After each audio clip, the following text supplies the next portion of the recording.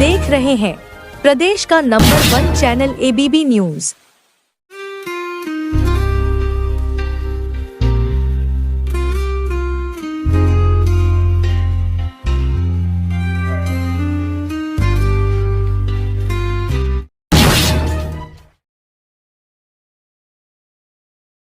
पूरी सरकार लगी थी और पूरे देश की ताकत लगी थी और दुनिया की ताकत लगा रखी थी। जनता खड़ी हो गई तो फिर क्या हाल हुआ होगा। आप अन्य सीटों पे देख लीजिए, चाहे मैनपुरी में हुआ चाहे अन्य चीजों, और वो तो 400 का नारा दे रहे थे और कहते थे 400 पार जाएंगे, और हार तो मोदी जी रहे थे, बच गए। कई सीटें तो इन्होंने बेईमानी से जीती हैं, चाहे फरुखाबाद हो चाहे शाहजहांपुर हो, कई जगह इन्होंने चंदौली हो, बेईमानी से जीती है। और 22 में भी जनता ने सरकार माननीय अखिलेश यादव जी को मुख्यमंत्री बनाने के लिए वोट दिया था। इनके कलेक्टर और कप्तानों ने बेईमानी करके योगी जी को मुख्यमंत्री बनाया, उसी का बदला 24 में जनता ने लिया। और इन्होंने 24 में जो बेईमानी की है, अब ये तो चुनाव हार रहे, इनको इंटेलिजेंस लाइव रिपोर्ट दे रही है, इसीलिए तो ये चुनाव बढ़वाया गया। पहले ये चुनाव तो 1 महीने पहले ही हो जाना चाहिए था। ये चुनाव तो आपके हरियाणा और जम्मू कश्मीर का जब चुनाव हो रहा था उसी में हो जाना चाहिए था, इन्होंने टलवाया।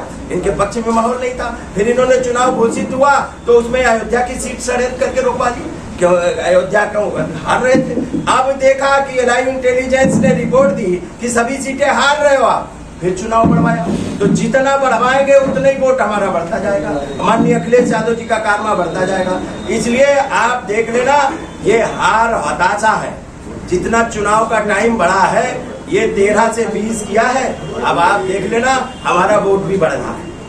जो भी चुनाव हुआ है 22 का उठा लीजिए, 22 में चुनाव हुआ, जितना पड़ा उससे बढ़ के 24 में मिला, और 24 के बाद जो इलेक्शन बाई इलेक्शन हो रहा है, आप देख लेना इसमें भी बढ़ के मिलेगा।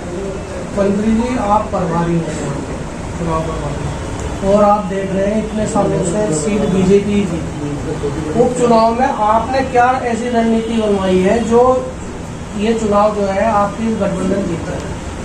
देखिए, प्रदेश सरकार से जनमानस बहुत त्रस्त है, और विशेषकर गाजियाबाद जहाँ ये चुनाव हो रहा है, यहाँ तमाम तरीके की समस्याएं हैं जो आज तक भारतीय जनता पार्टी के लगातार जनप्रतिनिधि यहाँ, चाहे एमएलए के रूप में हो चाहे एमपी के रूप में, उन्होंने कोई भी विकास का काम नहीं किया।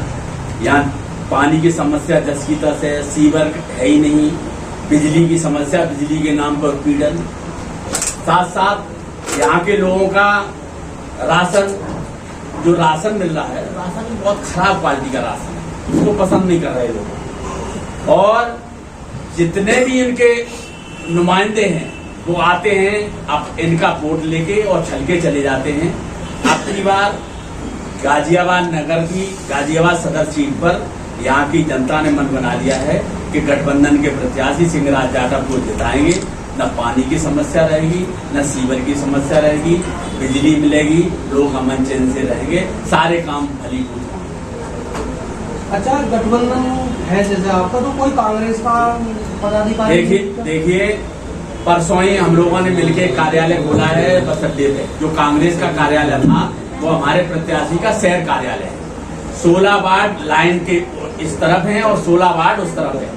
तो 16 वार्ड चूंकि लोगों के आवागमन में दिक्कत हो रही थी, इसलिए कुछ उधर 16 वार्डों का संचालन उधर से हो रहा है और 16 वार्डों का संचालन इधर से हो रहा है। दोनों कार्यालयों पर लोग बैठे हैं, सारी व्यवस्था है, कुछ जो कमी रहती है आदान प्रदान करके सब सामंजस्य तरीके से चल रहा है। वो मेरा सवाल है, कल योगी जी आए थे, ये कह रहे थे कि सपा का और कांग्रेस का जो है मुकाबला हो गया, क्या कहना है बारे में? देखिए, कल योगी जी आए थे, जैसा मुझे सुनने को मिला है, उन्होंने क्या काम किया पता आपको? केवल समाजवादी पार्टी उनके उस पर रही। इसका मतलब सीधा मतलब जा रहा है कि वो चुनाव हार रहे हैं, और यहाँ नहीं सब जगह हार रहे हैं। इसलिए उनकी हताशा उनकी पानी पर आ गई है और अपनी हताशा यहाँ निकाल रहे हैं। और केवल समाजवादी पार्टी उन्हें दिखाई दे रही है, और जो उनके मतलब मुद्दे हैं उन पर कोई मतलब नहीं। गाजियाबाद के विकास की एक लाइन नहीं बोले होंगे, केवल समाजवादी पार्टी और समाजवादी पार्टी के कैंडिडेट और समाजवादी पार्टी के लोग, क्योंकि उन्हें पता है कि अब की बार गाजियाबाद में मन बना लिया है एक इतिहास यहाँ के तिलस्म तोड़ देगा, और अब की बार यहाँ तिलस्म टूटेगा। भाई सिंहराज जाटव गठबंधन के प्रत्याशी यहाँ से विधानसभा में। बाई इलेक्शन में योगी मोदी का तलाक होने जा रहा है, इसी बाय इलेक्शन में हो जाएगा।